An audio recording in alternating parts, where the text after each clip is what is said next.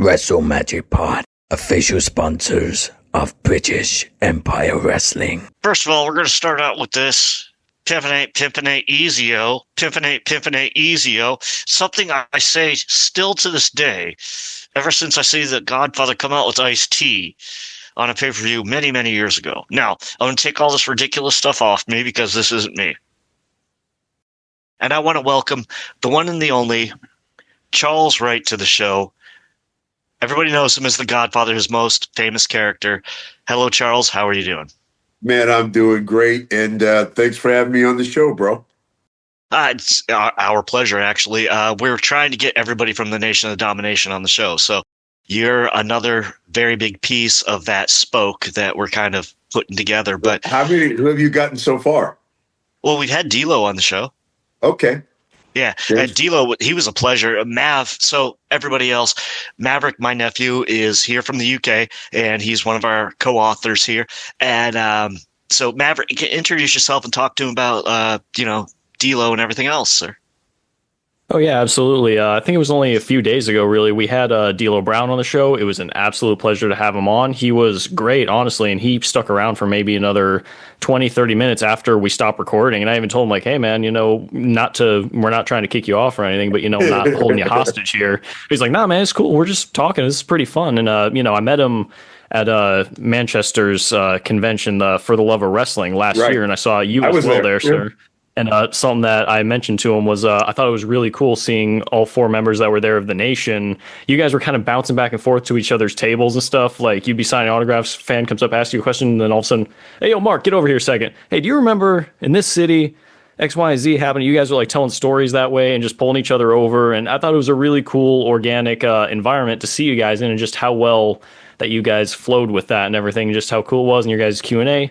It was awesome. So, yeah, I'm also a fan, and I thought it was a really cool way to meet you and a way to see you guys. And, yeah, it was a great event having D'Lo on, too. That was a first-class show. I think it was Love of Wrestling, right? Yes, it was. Yeah, I had a great time, man, and you're right. We're all good friends. I talk to Ron all the time. I see him on the road. D'Lo lives here in Vegas. I never see him in Vegas, but I see him on the road. Mark Henry I see on the road. We all stay in touch. That's awesome. That's my friends and I have been friends since high school. We've been friends. I mean, I'm 50 years old, and we've been friends since graduation. Sorry, I'm popping out of my shirt here, and with my big rippling chest. And but I want to say that I think that that's amazing that you guys really have that kindred fellowship. Because a lot of people, and you're also a very kindred person of BSK. I've got so many questions, and I don't want to dork out on you because I've been following you since you were the Soul Taker, okay? Oh, my. Wow. That's going back, bro. Yeah, well, I watch you in, CWA, Memphis. Yeah, and you had like a branding iron or something that you would carry with you, and you looked like you were in a trance, and I loved it. And then when you came up as Papa Shango, I was just like, it's a Soul Taker, man. Don't remake him. You don't do this. But at the same time, Global had Rasta the Voodoo Man, who was like a knockoff of you, who was a former football player. But I was such a fan of like your size and just your tattoos and everything, and the way you could carry yourself and put yourself into like a somewhat trance. It was just so amazing. But the $1 million question, and this one comes from my friend Tim Hall, is to get your start, you came out of the stands and punched Bruiser Brody in the face. Were you thinking or were you not thinking? That's not where I got my start. That's what they say, okay? No, that's not where I got my start. I wasn't even thinking about wrestling then. I belonged to a motorcycle club called the Thugs here in Las Vegas, man. It was pretty much an outlaw motorcycle club. And they're like, hey, let's go to wrestling. And I'm like, yeah, all right, man. Now I'm a power lifter back then, man. I'm 6'5", 6'6". I'm 320 pounds. I mean, I'm big and strong. And so I'm like, okay, let's go to this wrestling thing, right? So we're drinking, having a good time. And I don't know who this Bruiser Brody guy is. And all of a sudden, he's in my face. And I'm just... at that stage of my life, man, I'm not used to people being in my face without me doing something about it. So I don't know if I punched him in the face. Dude, that's so long ago. You're talking like maybe 86. Wow. Whenever they were at the Showboat, 86, 87, it's a long time ago. I know that we got our hands on each other. I don't remember punching him in his face. I know that we got our hands on it, and then they broke it up. They threw me out. So, do you ever wonder how that would have went down? No, I mean, it's not that I'm a tough guy. It's just I'm not afraid. I'm not afraid to take an ass whooping. You are a tough guy, okay? You are a tough guy. Maybe when I was younger. Maybe when I was younger. Is it okay if I refer to you as Bear, or is that only an inside thing? No, I would say 90% of the people that know me call me Bear. All right, Bear. So you're a beast. So I want you to tell us about starting out the CWA Memphis territories and building your way up a little bit, please. My story is so much different than everybody else. First of all, I was never a wrestling fan. Like I said, I didn't know who Bruiser Brody was. I'm 64 years old, man. When I grew up, roller derby in the Bay Area, California, was much bigger than wrestling. And so I knew all the roller derby people. I didn't know the wrestlers. They'd go to the Cow Palace, the San Jose Civic Auto Arena anyway. I mean, I remember Haystack Calhoun and people like that, but wrestling kind of came to me, bro. They were filming a movie called Over the Top. It was a Sylvester Stallone arm wrestling movie. Yep. And I was powerlifting in Vegas, part of this motorcycle club. I was a bartender, manager, and bouncer at a strip club, because that's back then you were everything. You just handled everything. And they were filming that movie. Scott Norton was in that movie. Some other wrestlers were in that movie. They're like, dude, you should wrestle. And I'm like, man, I don't want to do that wrestling. I don't think. And they're like, well, you ever hear of this guy called Bam Bam Bigelow? And I'm like, the dude with the tats on his head. Yeah. I'm like, yeah, I've seen him. They said, well, he made $1 million last year. And I went, wrestling? Next thing I know, man, no bullshit. Maybe a year, not even a year, within months, maybe 8 months, I'm wrestling from me talking to that dude about Bam Bam, 8 months, I'm wrestling Jerry Lawler in Memphis, Tennessee on a Monday night as the Soul Taker, and I beat him, not knowing anything about wrestling. And when I say I don't know, I thought it was half-ass shoot. Nobody ever really smartened me up. Taker's the one that smartened me up. But yeah, man, and I went to the Monster Factory, but I never went. I was too busy chasing girls, going to strip clubs, because that's the life that I was used to. Because you're the Strip Godfather. clubs, bikers, and whores. I mean, it is what it is. And so I'm living that life. And so I really never settled down to wrestling. I always had a little bit of money. So, I mean, I had me a place and everything. Money wasn't a problem. So I never really went to school. And then Jerry Lawler called me down there, and I got in the ring with him. He's like, I can work with you. So that's where I got in. From there, they brought Taker in. They made us a tag team. We became really good friends and still are today. And I kind of followed him, man. He went we both were doing the USWA and going back to Dallas and doing that. But then he went to Japan. When he came back to Japan, I went to Japan kind of as his protege. And then when I came back from Japan, he went to WCW. When he went to WCW, I went to Germany and worked for Otto Vance and Catch Wrestling. Yes, okay? Otto. Listen to who was there when I was there. Okay. Scott Hall, Chris Benoit, Dave Taylor, Fit Finley, Owen Hart, Salvatore Baloma. Did I say Dave Taylor?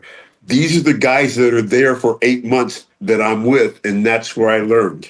Because they would say, nah, man, get your big ass in the ring. We're going to teach you some shit. And that's where I really learned how to wrestle, was in Germany.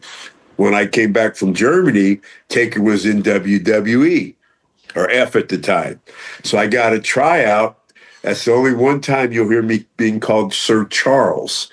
Because they wanted me to go out in my tryout as a heel.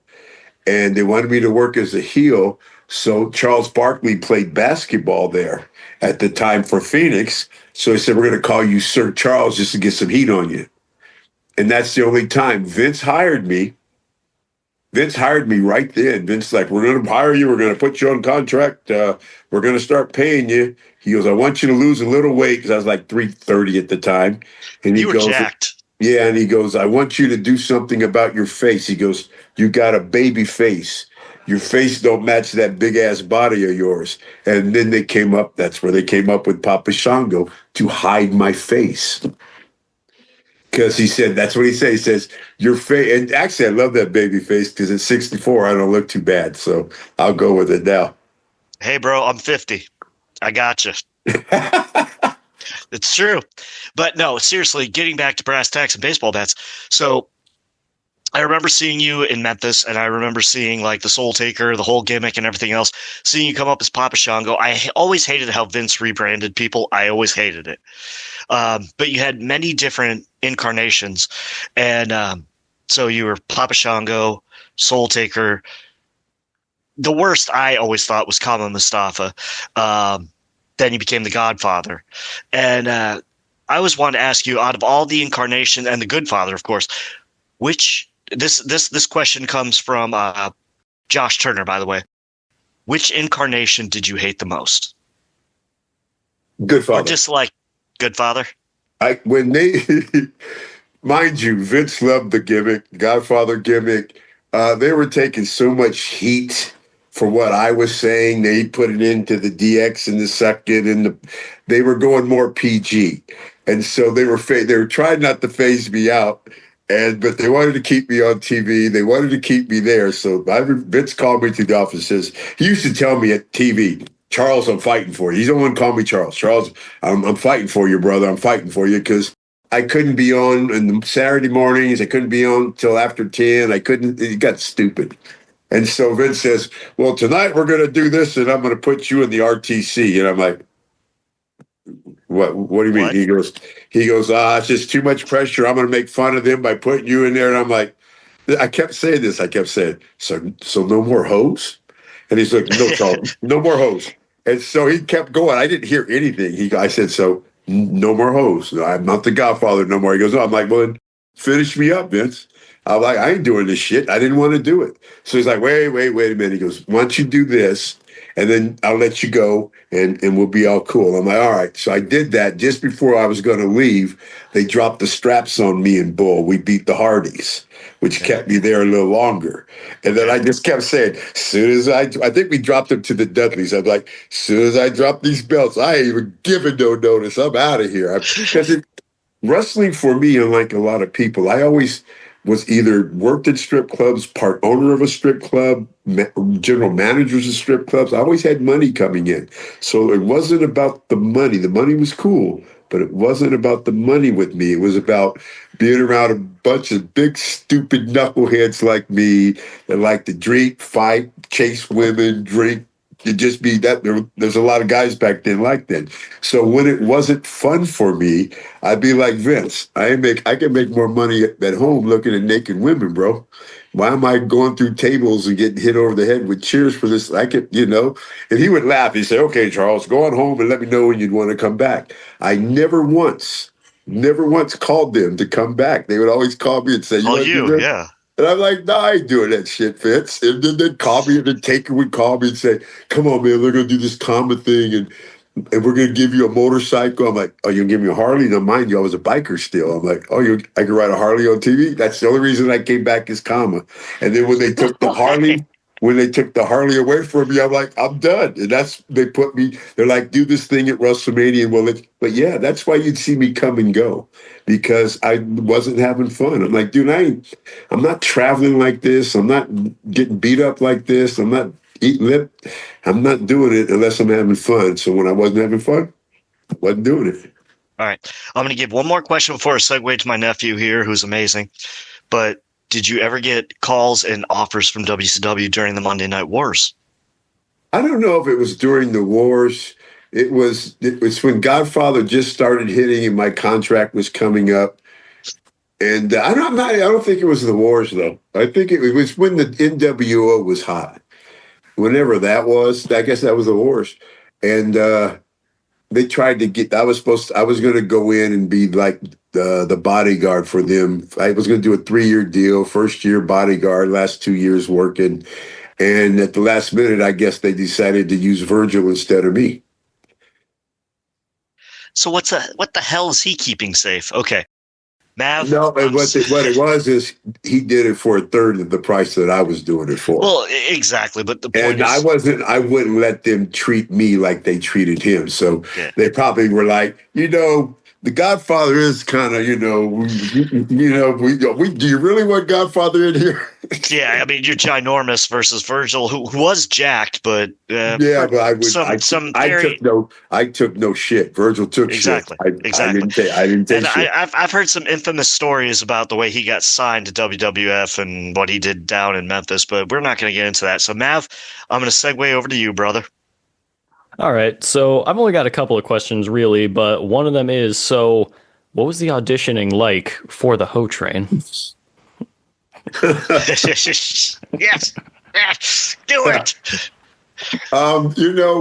First of all, the whole Godfather gimmick was my wife's idea, not Vince's. Really?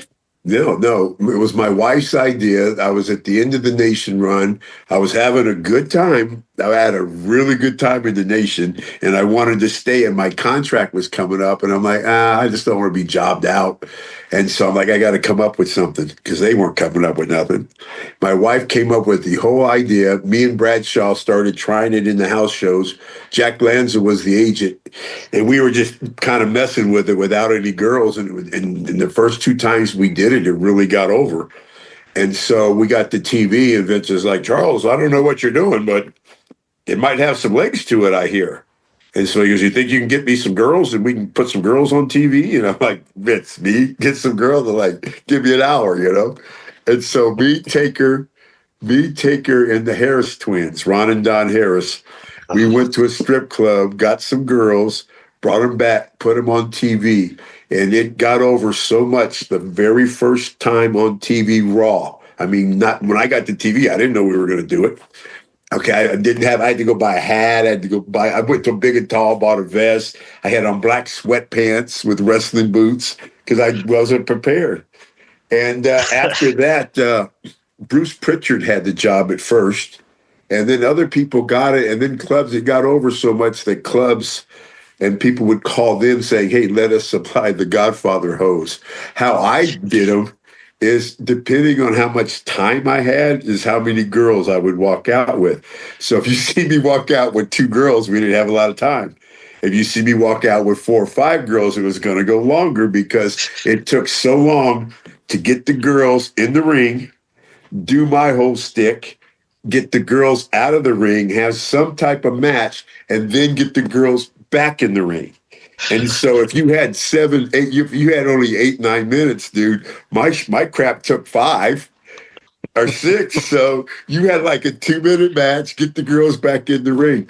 And so when I get house shows and stuff, there'd be 4 to 5, 6 girls there, depending on how much time I would choose the ones that I would take out with me. They would all get paid, but that's how it worked. House shows and everything. So I'd come in there, man, I'll take her. My gosh. I love it. That's awesome. So I do also want to ask you, now that you bring that up, so what exactly was the creative process for when one of them had won the hardcore title? Dude, I'm going to be completely honest. I was the last to know what was going on. Really? I wasn't one of those guys calling the office, hey, what am I doing this week? Who am I ain't that guy. I ain't that guy. And so I found out to me, it was just, what are we doing with the girls today? Well, one of them was going to win the hardcore title. I'm like, oh, cool. How are we going to do it? Let's get it together. And then we got it together. I mean, it was nothing more to me than just because with Godfather, it wasn't about wrestling. It was about the show. Whatever the show. It was half the time there wouldn't be matches or something. Something would happen. But I mean, it was so funny because on the sheets at backstage at TV, they have segment this match, that. And when it came to me and said Godfather segment, it wouldn't even have a person. It would just say Godfather segment. Segment. Yeah, it was cool, man. So yeah, it was just, creatively, I didn't have to come up with anything. They were always coming up with ideas. I just came up with the verbiage. They wouldn't give me a script. They would say, we want to do this. And I would say, I'll just go out there and wing it. And that's what I would do. I would go out there, unless you wanted me to mention a town, a person, an event. I would go out there and just wing it, man. Just be me. I'm really good at that. So I would just wing it. Yeah, Godfather was never scripted because they didn't know what to write for him. He had a bunch of white writers. They didn't know what to write for this black pimp. Pimping ain't easy. No, for sure. So last question before I segue back to the gardener over here. So I really do admire that you're saying you just wanted to do it for the show and for your own enjoyment. So something else I do want to ask about. So your involvement with the Brawl for All, you had to have enjoyed it at least somewhat to be involved, right? I didn't enjoy getting knocked out. I believe that, but still. If I had all that to do over again, I would do it again. But I would take it a little bit more serious. And I'll let it go at that. I would have fared much better not taking nothing away from Bart. Nothing at all. Bart knocked out everybody he fought. But knowing that, you would think that I would have took it a little more serious than I did. I just really thought that nobody could beat me. I really thought. I've been in a lot of fights in my life. Never lost one. Never been knocked out. And so I just really, in my mind, I thought I was going to win it just being me. And that's what got my ass clipped. I'd do it again. How it came to me, I think Bruce Pritchard called me and he's like, hey, they want to do this thing and we want you to be in it and it pays this much. And if every fight you win this much. And if you win the whole thing, you win this much. And you get to fight Butterbean at the end and this and that. And I'm like, okay, I'm in. That's how it went. And I'm like, who else is in it? They said, well, the people that we thought would answer it are answering it. So I'm like, well, cool. They're like, well, Shamrock's in it. And I'm like, oh, that might be a little hard. And they said, Dan Severn's in it. And I'm like, oh, well, I'm in it, bro. I mean, it's only boxing gloves and shit. But yeah. If I could, I'd do it all over. I would do it again, man, but I would take it a lot more serious because we had plenty of time to prepare for that, and I didn't. And that's my bad. Hey, man, we're all young and dumb at some point, and we all have I was old already, though. Shoot. Okay, so I'm going to ask you a couple of questions here, if you don't mind, sir. First of all, what was the embodiment and the friendship of BSK? Oh, man. Except Taker, I met everybody in the WWF at the time. So I met the Rikishi, Yokozuna right away. We became friends. Crush was Taker's guy. The Godwins were more Taker's guys that he brought in. Savio, I don't know how Savio got in there because we would play dominoes and Savio was part of the crew. All still good friends. We have a BSK line or on what's it called, Messenger. We have a BSK thing on there that we all communicate and let everybody know what's going on. I talk to Taker. I don't talk to Taker. We text each other every couple of weeks. We text each other. That's cool. Nobody talks anymore. Everybody texts. Yeah. But I see him. I'll see Rikishi next week. Next week, I'm in, I think, New York, or not New York, or wherever the hell I am. And Rikishi, it's for the WrestleMania, what's coming up, the Royal Rumble? Yeah. I'm doing a viewing party with Rikishi for that. I just don't know where. I have to look at my plane ticket. So, what was Yoko like? Oh, dude. Nicest guy in the world. The blackest Samoan I ever met, man. He could rap. He was, really? If you talk like this, what you doing, man? You better get your ass up, That's Yo. And just the coolest dude in the world, man. At the end, he moved to Vegas and started a wrestling school with a guy named Buffalo Jim. And so I got to spend even more time. But just a great guy. Big dude, could drink some Jack. Jack. Oh, I heard all you guys could drink some Jack. No, he could really drink some. Everybody thinks that me and Taker were the big Jack drinkers, but Yoko put us to shame, bro, and not sell it at all. yo, give me another bottle. Not ordering shots, man. Ordering bottles. Nobody would say, hey, give us 5 shots. Hey, give us a bottle of Jack. That's Hey, $200, $200 for the bottle and in a restaurant. we go through 2 or 3 bottles of Jack a night, bro. Dude, I've spent my time. My nephew will tell you I had a lot of problems battling alcoholism and things like that. But holy biscuits, like that much, I could never do it. I couldn't. Oh, no. I couldn't do it now, nor do I want to. But yeah, back then, that's how we were living, man. Wow, son of a fish. Okay, When Taker when Taker was inducted into the Hall of Fame, and he talked about me, he goes, and I have drank gallons of whiskey of Jack Daniels with this man, and we have, man, gallons, gallons. So before I hand it over to Mav, we have to hear the infamous snow ride story of you, Dirty White Girl, Dirty White Boy, and Taker. Take it away, my friend. The story is me, Dirty White, we're all living in Nashville. We have to drive from Nashville to Memphis, which is 200 miles. We get there, a storm hits. I mean, when we're driving there, everything was cool. All of a sudden, Mr. Coffee, we get there like, hey, they're canceling the show. We want all you guys to get back home because there's a storm coming in. And so we stopped at some place to eat. And by the time we came outside, man, it was a blizzard. So Taker's like, let me drive.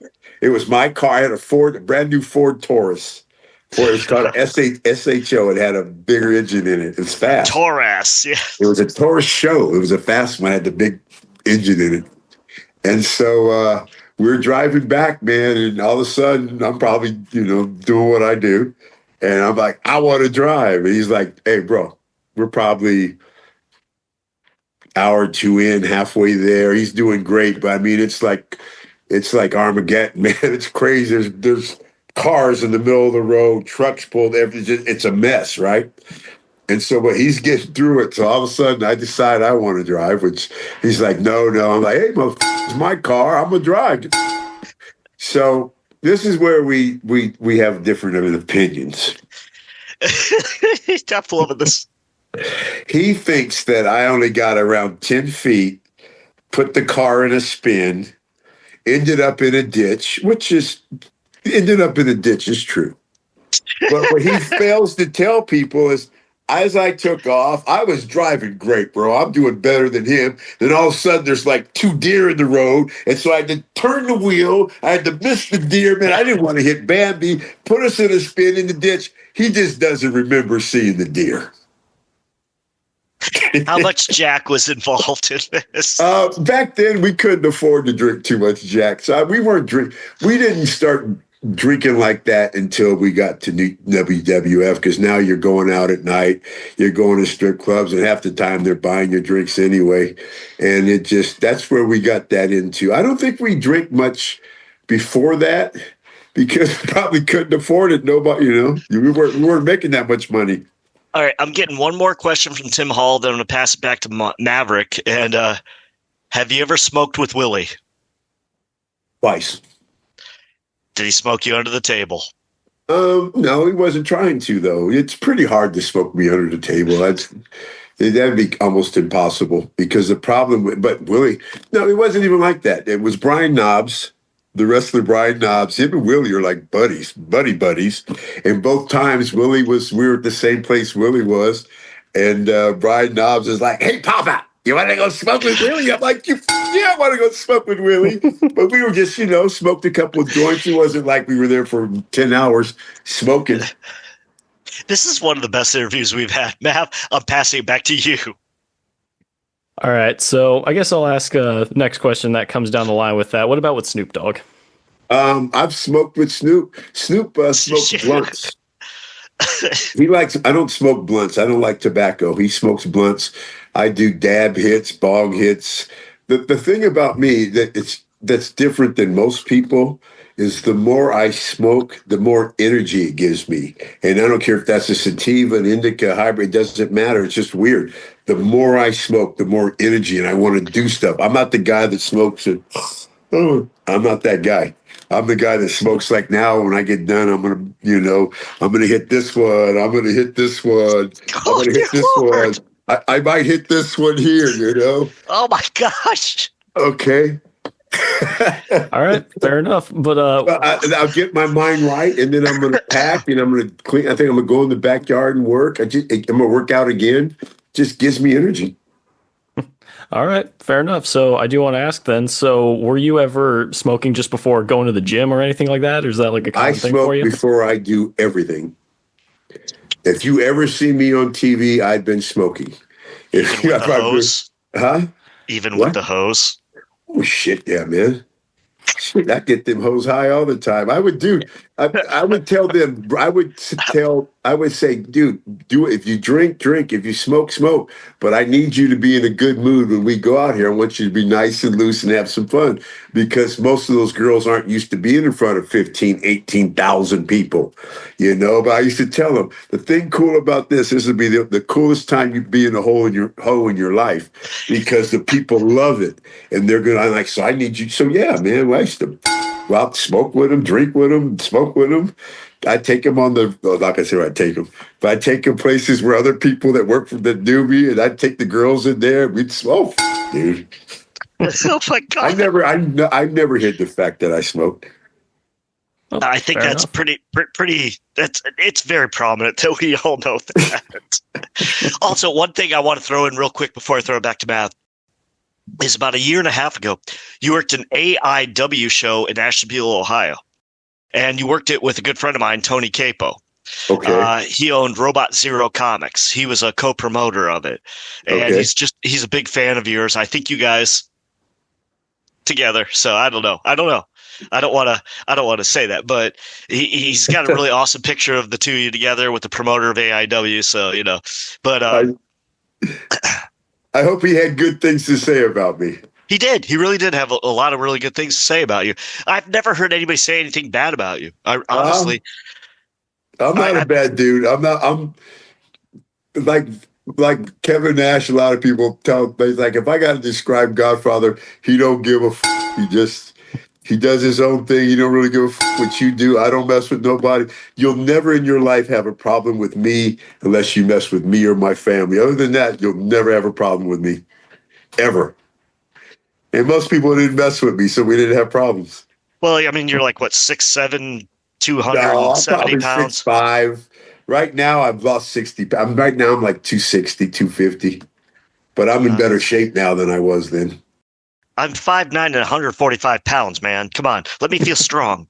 So, but no, seriously, you know, and you know what I noticed? One thing about you and your finisher is Papa Shango is that after the Papa Shango gimmick went away, nobody ever used the shoulder breaker again. One person, Who? Scott Norton. Oh, yeah. Well, Scott Norton can do any damn thing he wants, though. You know why? Because you had to be real strong to do that and not hurt the guy. Yeah. I mean, because you're doing them and then you're turning them upside down. You're putting them on his shoulder. I mean, you got to be strong to hold the dude, or you're going to hurt him. You blow out his shoulder. Hurt something. I've never heard a story about you hurting anybody, which I think is really good. I've never heard a story about you injuring a person, being reckless, being careless.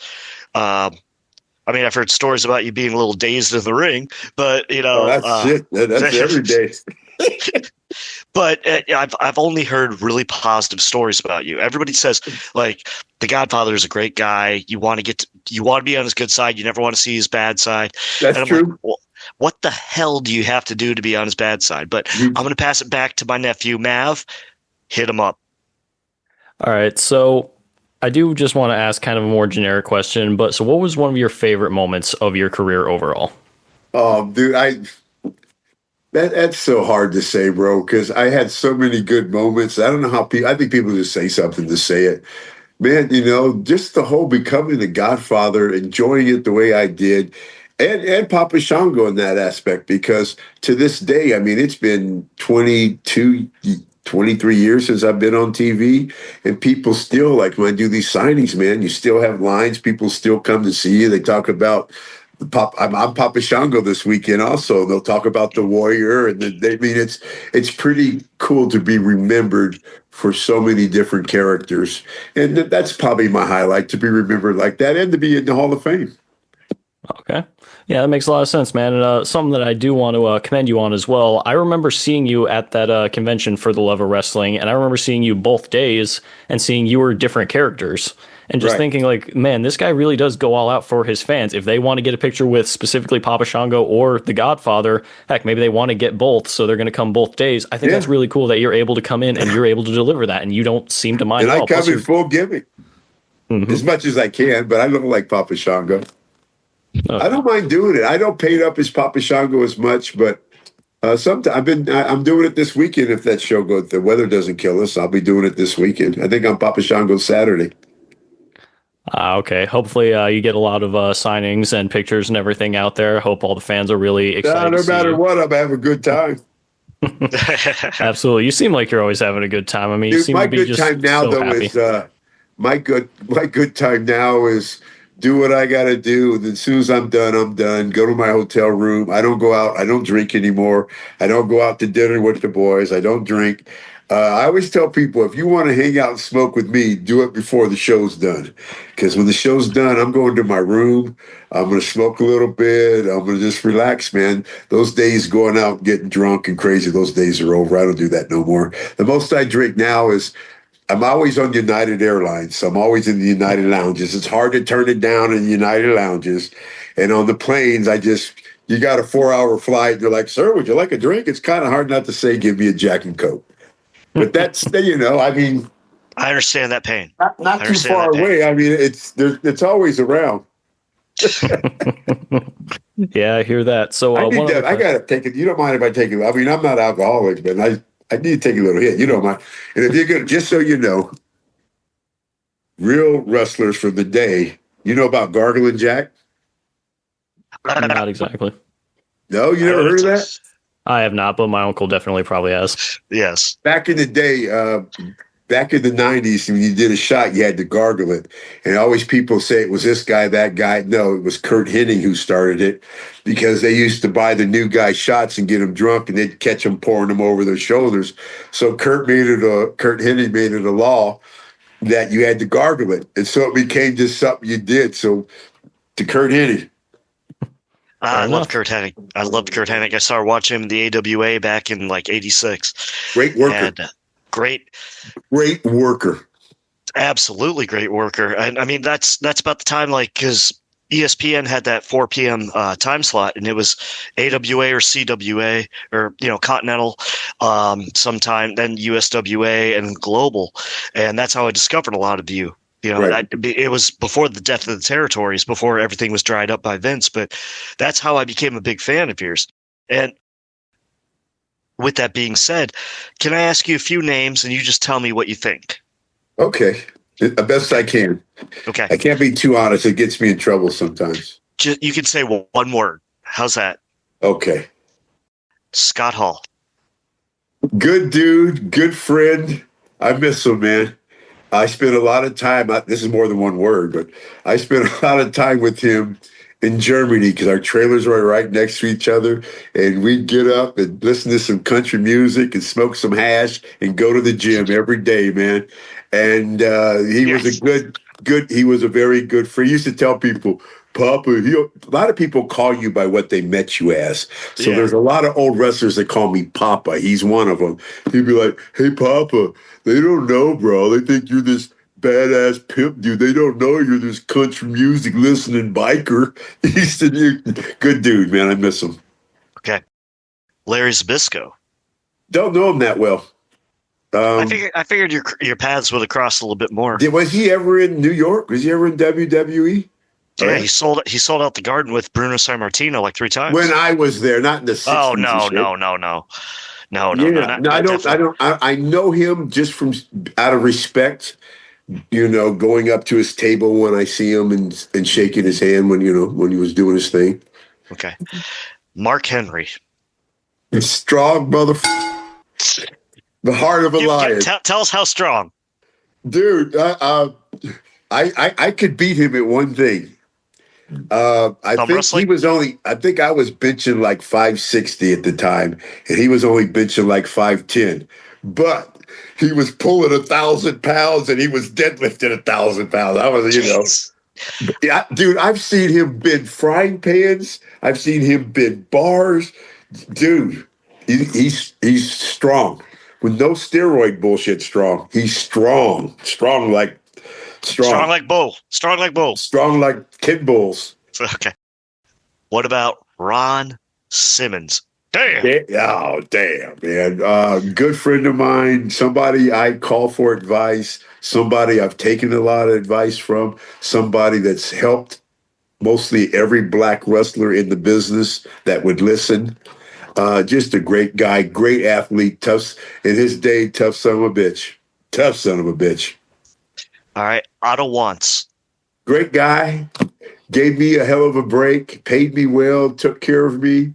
Good guy. I loved working for him. I took the big Otto in honor. A lot of people, they always talk about Otto with high regard. So I was always kind of curious because I wanted to actually speak to somebody who worked with Otto and knew what Otto was like. He treated us fair. He treated us more than fair. Helped, send money home, this. More than fair. Great guy to work for when he was alive. God rest his soul. Do you ever see that Bloody Classic that he put on with Vader? Yes. Is that Germany or Japan? Germany. Yeah, that wasn't, yeah.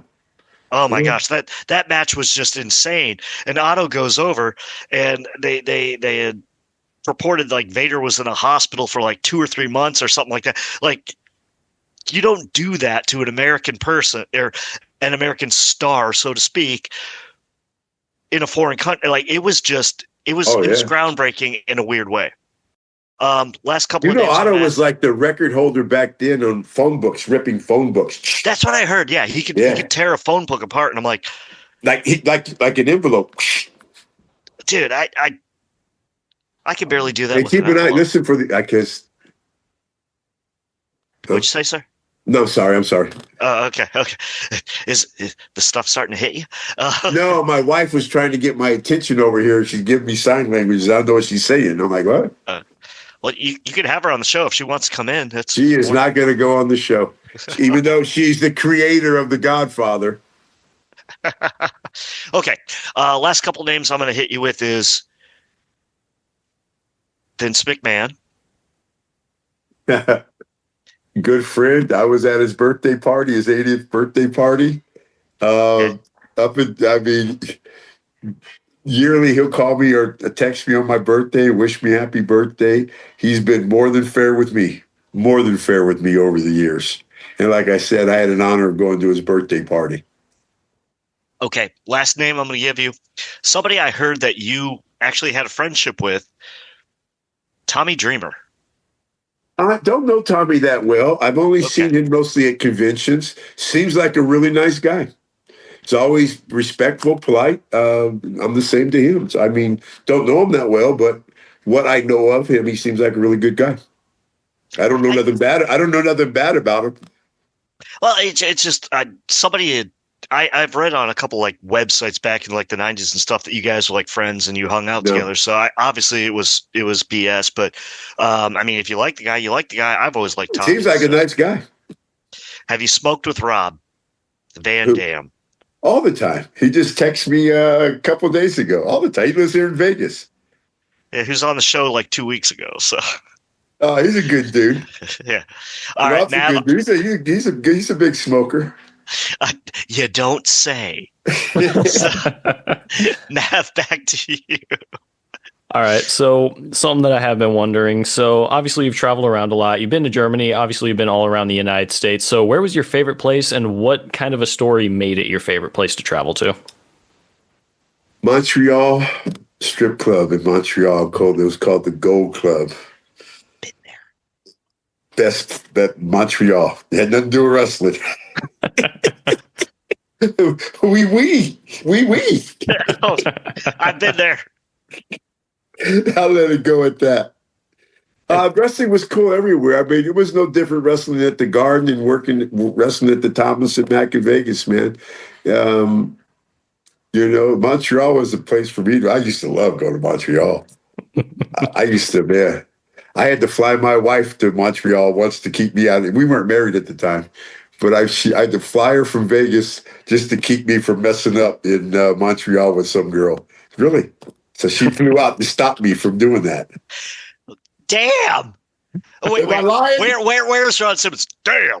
Damn, man. Oh, Ron, yeah, ask Ron some story. He loves telling stories about me. The only thing about me is all the stories involve weed and smoking. Let me tell you how high the Godfather got me. Godfather was so high, I bet you if D-Lo was talking about me, he was talking about weed.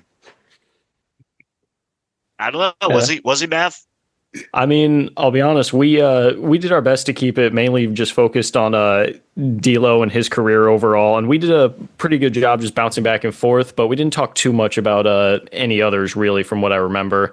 But we are bringing up D'Lo, so I do want to ask you, what exactly did the Nation of Domination mean to you, career-wise, and just even as a friend or as a person?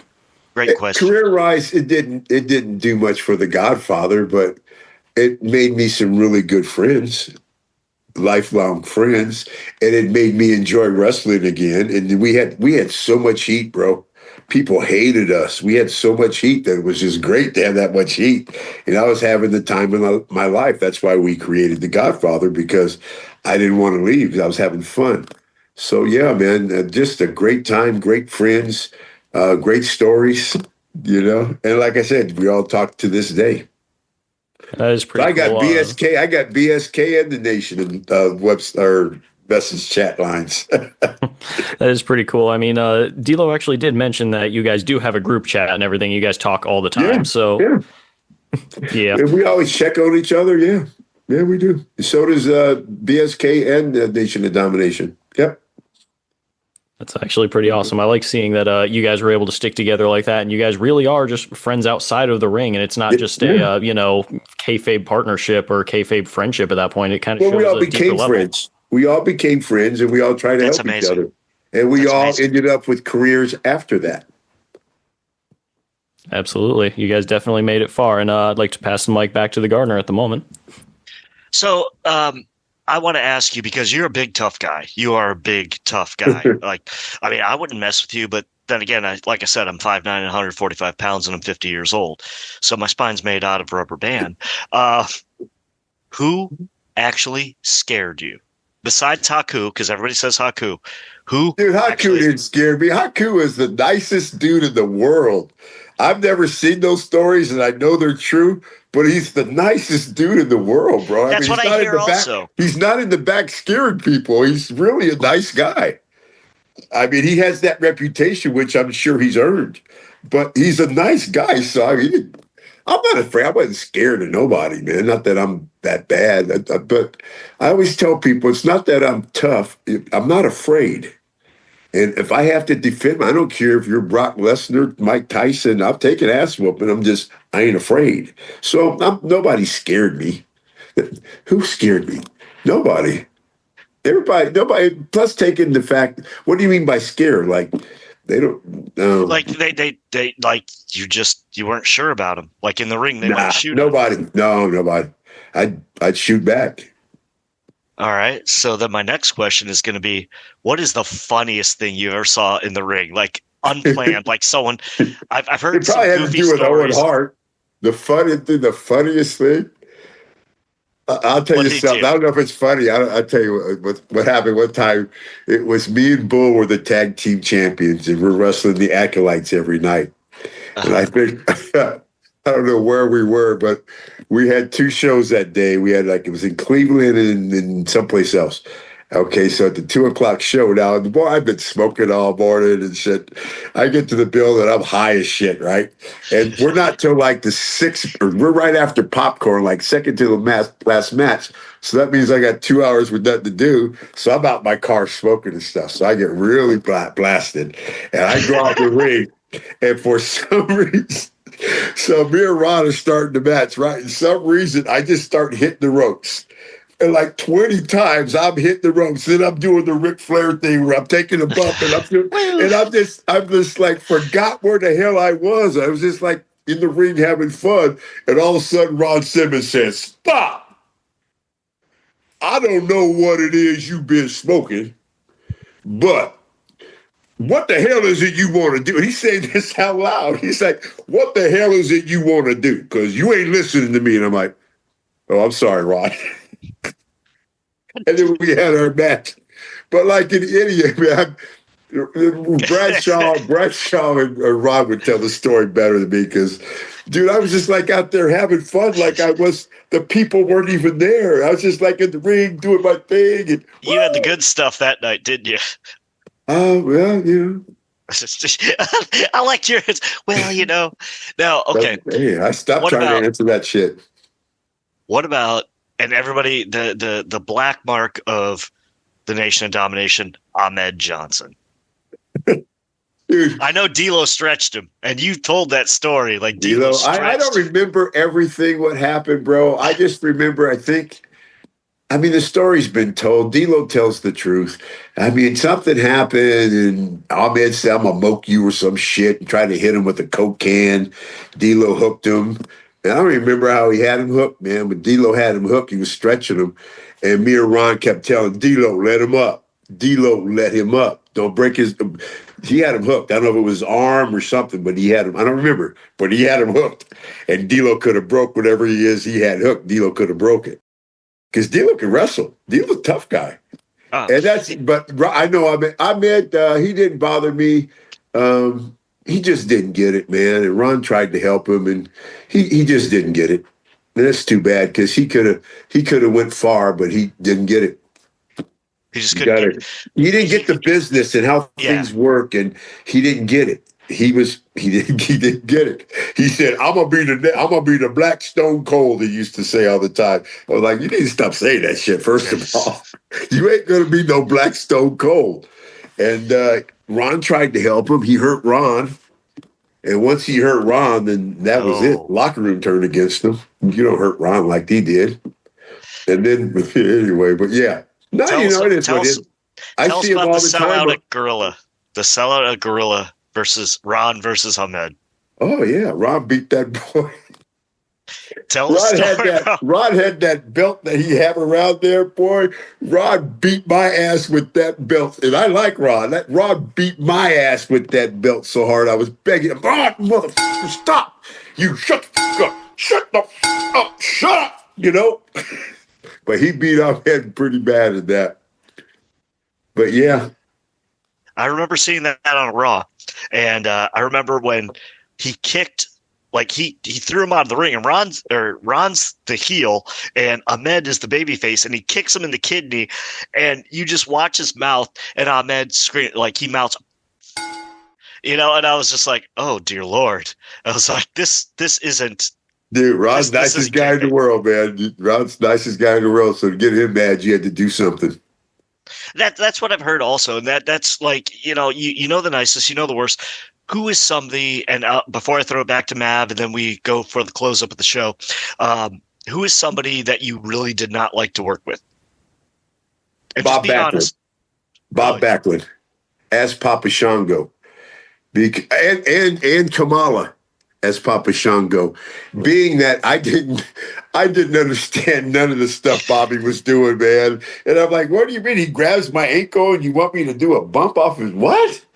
And I just didn't get what he was doing, and he didn't really sell the voodoo part of Papa Shango. Nice guy, like Bobby though. We were all cool. I didn't know how to sell him. He didn't know how to sell me. Kamala. The problem with me and Kamala is Kamala was so much better at what he did than what I did that I didn't know how to react because I'd go to lock up with Kamala and Kamala would run from me. He'd be afraid of me, He'd be like, a voodoo man, And I didn't respond the way I should have if I would have been in the business longer. Old Sugar Bear Harris. Yeah. All right. Nav, it's all on you right now. All right. So from the sounds of it, it kind of seems like Ron was somewhat of the, I'd say almost the father in a way, the father figure of. I think Ron's a year or two older than me, but yeah, I go to Ron for advice still today. Interesting. So it seems like he had a lot of respect in the locker room as well. Do you think that you had any of the same respect at any point and that you really left a lasting mark on anybody in the locker room? Yeah. I had a lot of respect, and I had locker room cred. I had a lot of it. I A whole believe lot you. of it. Everybody, dude, like I said, I was cool with everybody. I didn't bully nobody. I didn't hurt nobody. I did my job. I did what they asked the best I could. I didn't stir shit up. I wasn't in your business. Like I said, I was a different cat, man. I just took care of me and watched out for my friends. Of course, of course. So, were there anybody that was like maybe an up and comer at the time that was consistently coming up to you and asking for like advice or help or anything? Nah, nah. I remember seeing John Cena. I got hurt and I had to go to Ohio Valley and rehab for a minute. And I remember seeing him just training, saying, that kid's going to be something. Just the way he moved, the way he looked, the way he talked. I'm like, damn, that kid. I remember telling Vince Batista was there. Batista was there and he was there. Brock might have been there too. I'm not sure, but they were all training. And I just remember saying, this Cena kid's got talent, Vince. He's like, oh, yeah, I've got plans for him. But I was like, damn, this kid's got some talent. I remember saying that about Cena. I believe it 100%. Now we're, probably 20 to 25 years later, and now he's just retired. And, it's been That's just telling you how old I am. I mean, hey. I'm trying, dog. I mean, I still got a little bit. Like I said, don't look too far over your shoulder. You'll see me waving, okay? I'm right there on the train, okay? The whole train. So. Actually, that's back over there. That's the very first match that I ever won I don't want to screw this up.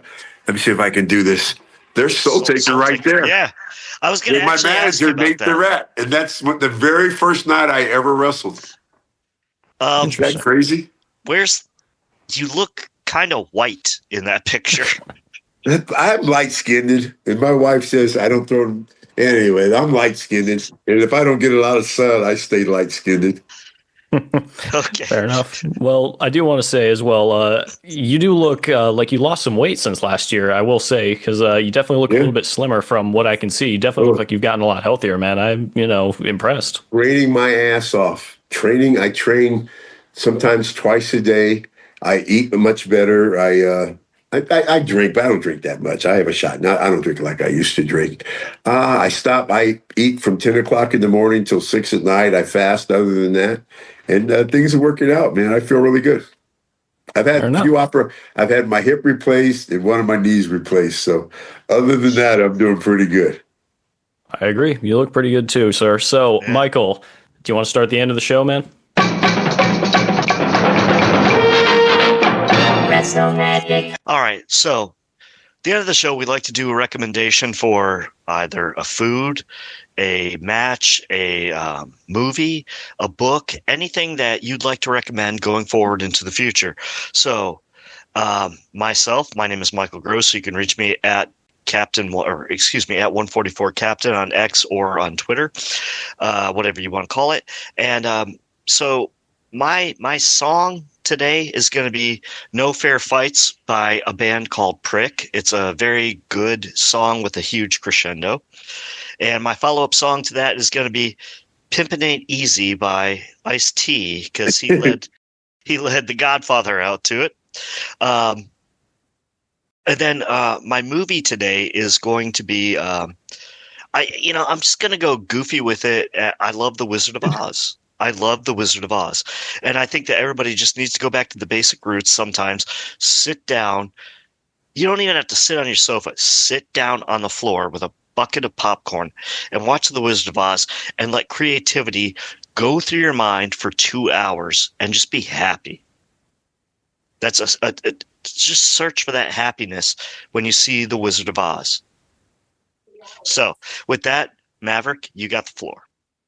Okay, well, so I'm going to keep it short and sweet. So I'm going to say recently I've went back with my girlfriend, actually, been watching some of the original Star Wars. So yeah, I'm just going to say, let's go back and watch the original trilogy, guys. Go enjoy it. You guys can reach me on Twitter at MaintenanceMav, Twitter X, whatever the heck you want to call it. And yeah, I'm just going to leave it at that. But Godfather, what kind of recommendations would you have for the audience? It can be anything in the world. Music-wise, I'm an 80s country music guy. And one of my favorite songs is by Hank Williams Jr., Obo Cephas, Whiskey Bent and Hellbound.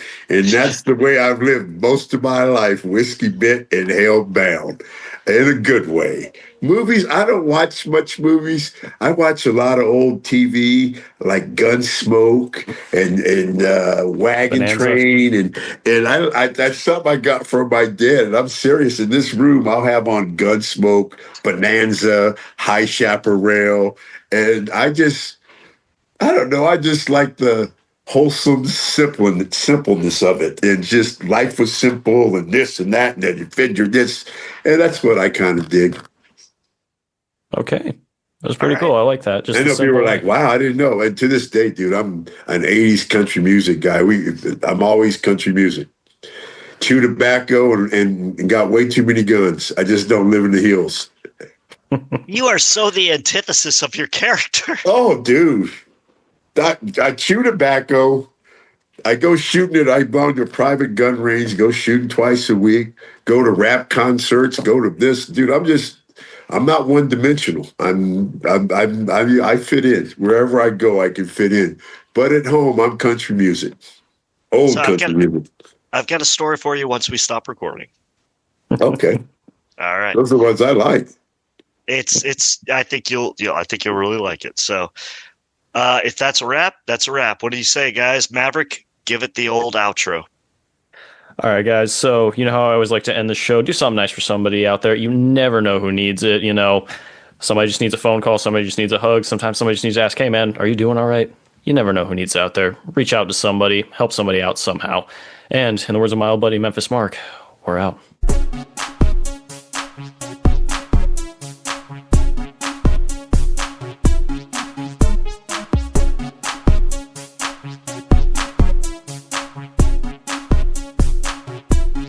Wrestle Magic.